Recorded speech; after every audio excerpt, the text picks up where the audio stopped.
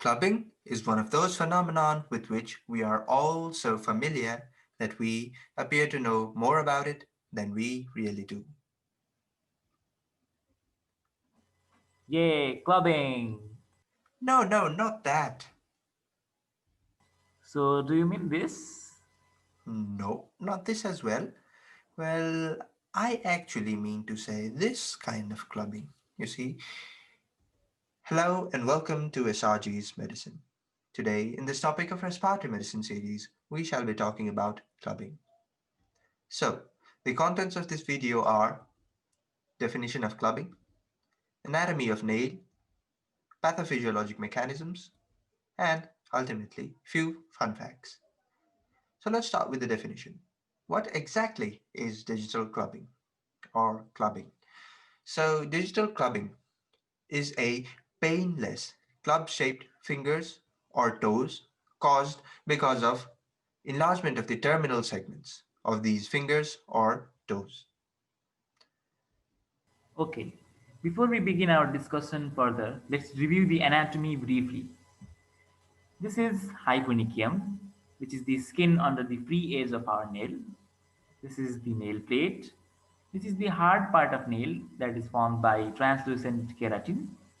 This is lateral nail fold, which is skin bordering the sides of our nail. This is nail bed, which is skin beneath the nail plate. This is lunula, which is the crescentic shaped white area at the base of our fingernail. This is cuticle of the nail, which is a layer of thin skin surrounding the edges of our nail. And this is proximal nail fold, which is thickened layer of skin at the base of the nail. Finally, this is nail matrix, and it is the area where our nail starts to grow. When we look at the nail at its cross section, we can appreciate the slight convexity of our nail, which is also seen in its sagittal view. When we look at the angle between lines passing through the cuticle at proximal nail fold and the line passing through the tip of the curvature of nail, we can see an angle which is less than 180 degrees. When we see another angle between axis of distal phalanx and middle phalanx, it is approximately about 180 degrees. Another thing I want to add is imagine a line passing through the distal interphalangeal joint, and let's call it line A. And suppose there is another line passing through the cuticle, and let's call it line B. In normal individuals, line A is always longer than line B. Let's talk a bit about the pathophysiologic mechanism behind clubbing. So before starting it, I'd like to say that till now there hasn't been a consensus in the scientific community that a specific pathophysiologic mechanism is always present behind clubbing. So they have put forward few of the hypotheses which are quite well accepted now. So starting with the first hypothesis, and I have named it over here as A. This states that normally the megakaryocytes will undergo fragmentation in the pulmonary capillary bed, producing platelets. However, if there is any kind of pathologic conditions due to which pulmonary circulation is disrupted, then in such condition, these megakaryocytes will bypass the lung capillary network. And once they bypass the lung capillary network, they enter into the systemic circulation and hence will get impacted upon the fingertip circulation. And once they get impacted in the fingertip circulation, there will be activation of the megakaryocytes as well as the platelet clumps. Now that will result in the release of platelet-derived growth factor as well as vascular endothelial growth factor. And when these factors are released upon the bloodstream, it will lead to increased blood flow as well as connective tissue changes. And this situation is further compounded by the local tissue hypoxia, which will cause the release of hypoxia-inducible factor, which is a nuclear factor, and then it will begin inflammatory process. So the next mechanism that they have put forward is lack of metabolism or excess production of angiogenic factors. So here, by the term angiogenic factors, I mean all those circulating factors in the blood which cause increased angiogenesis or also increased new blood vessels formations.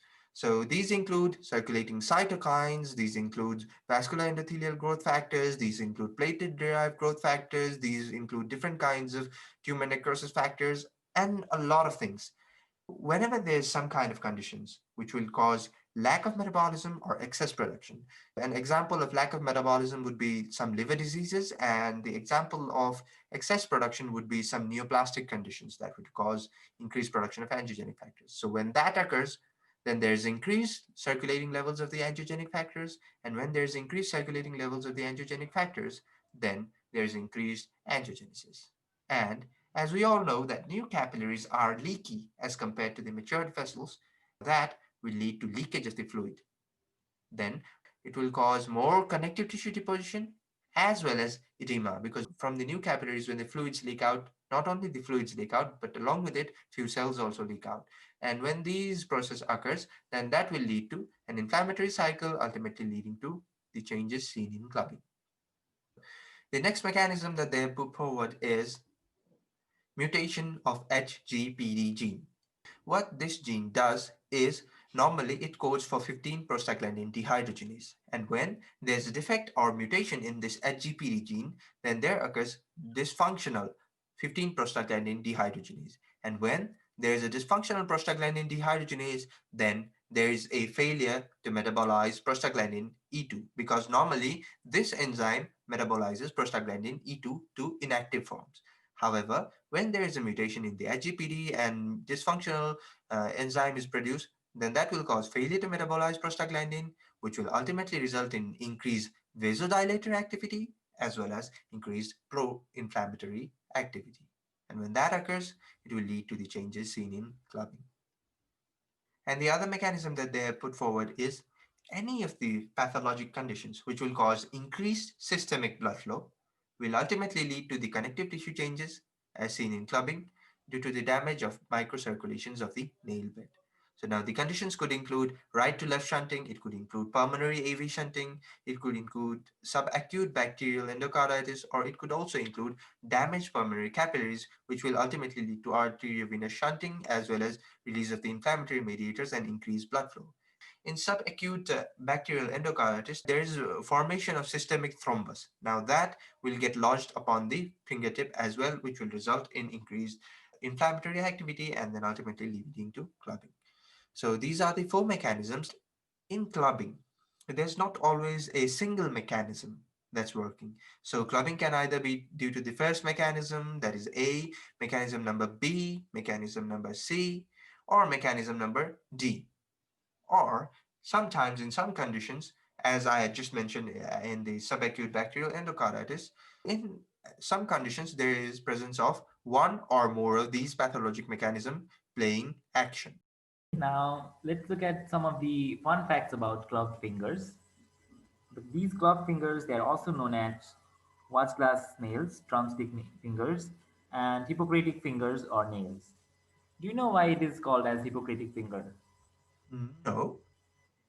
Actually, it was first described by Hippocrates, so it is one of the oldest science in clinical medicine.